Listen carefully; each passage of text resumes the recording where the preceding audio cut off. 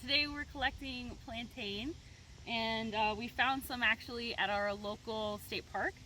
And you can find them in a lot of disturbed areas, in fields. You can't really commonly find them in like forests and things like that. You find them in highly dense populations in these types of areas. So we're picking these leaves, and this is exactly how they look. You're probably familiar with this plant. It's extremely common, and once you see it once, then you'll pretty much see it everywhere. These are the seeds right here that grow out of the basal plant. So this plant doesn't grow up from the ground really that much. It's completely basal, and you'll pick these leaves here.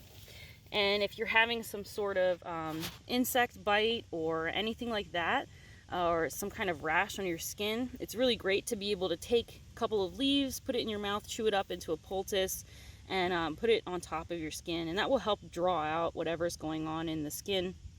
So these are the leaves that we're going to get today. So we're just picking a whole bunch because we're going to make a plantain salve, and there's a good population here, so we don't have to worry too much about picking a bunch for us. So as you can see, these leaves are kind of wide, and they have some veins here, so that's how you can tell what they are. And they're more or less flat. Some varieties have wider leaves or more narrow leaves, but for this purpose today, we're just going to get any old plantain that we find and make the salve out of it.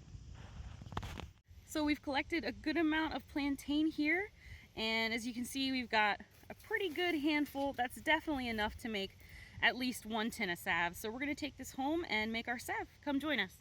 At this point, I like to actually just go through the plants a little bit, pick out anything that's not plantain, like this dandelion here, and then let insects crawl out that might have gotten picked up in the process of harvest. Next, we'll wash the plantain to get all the dirt off, and then we'll work on putting it in some oil.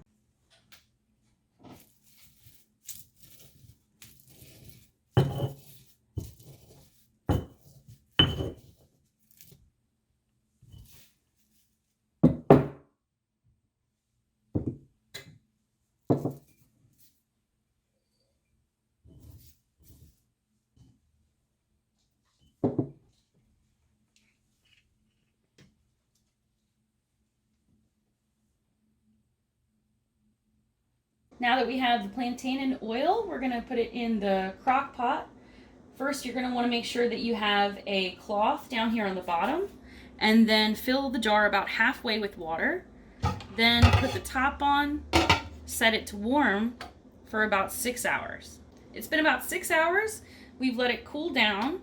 Now we're going to take it out. It shouldn't be too hot. Now we're going to strain it with cheesecloth and get ready to mix with beeswax for the salve. The plantain salve has taken a nice bath in that water and tried to extract some of the more medicinal components out into the oil. Now we're going to go ahead and strain it. The plants that you're going to be using are Plantago lanceolata and Plantago major. Both are 2 different varieties of the plantain that you'll see probably in your own backyard. Interestingly enough, the Navajos used to call this life medicine. That was the name of the plant here. Traditionally, it's been used for coughs, diarrhea, eye ailments, ear aches, dysentery, bloody urine, heat reduction of the body, blood purification, bronchitis, bronchial spasms, inflammatory pain, inflamed mucous membrane. This can also be used for blisters, sores, ulcers. And other than the fact that you might already know that it's used for stings and bites, it's also a diuretic and an emollient. Another interesting thing I found was that the seeds can be used, especially the mucilage can help lower cholesterol, which I actually just watched a video on how to make an egg substitute from the seeds. So that was pretty cool. Like we talked about before, it's especially used as a favorite of mine as a poultice, drawing out infections and foreign objects from the skin.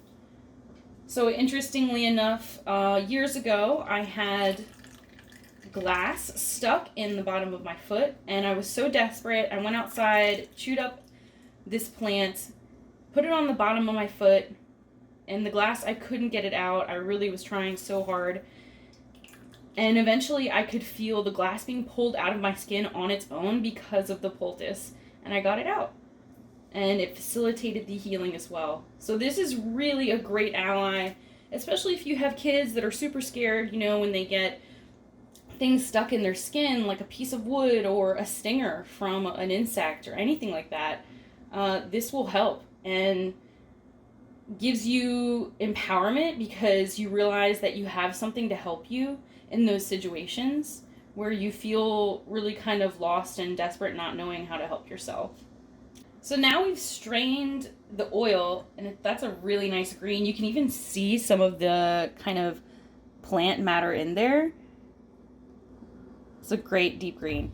All right, so hopefully a lot of that, the water bath that we used really took some of the medicinal components out into the oil. So this is what it looks like afterwards. Okay. Now we're gonna go ahead and start making our salve. We've got our beeswax measured out to 1 ounce, and we're going to do a 1 ounce ratio to a 1 cup of oil. So let's go ahead and make sure how much oil we have so that we know we're doing this correctly. Got some stragglers in there. It looks like, wow, we definitely have, yeah, that's 1 cup. So we're good. Exactly 1 cup. Perfect. All right, now let's bring this over here so we can start making the salve. I'm going to put this on low, and we'll heat up the oil with the beeswax.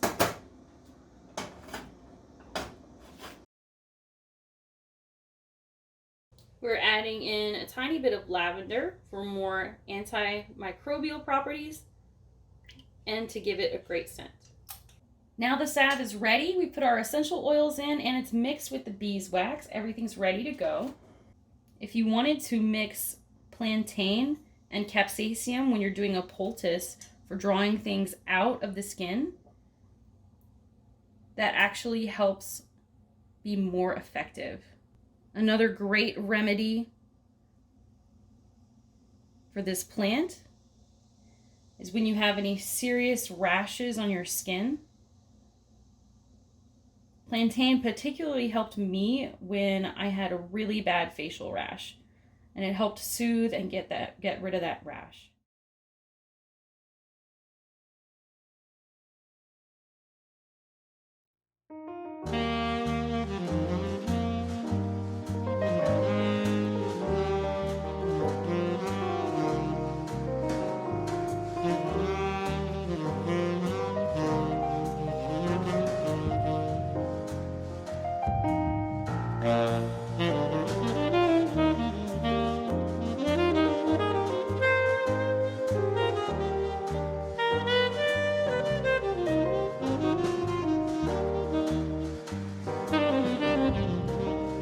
Thank you all so much for joining me. I'm loving this green color that turned out.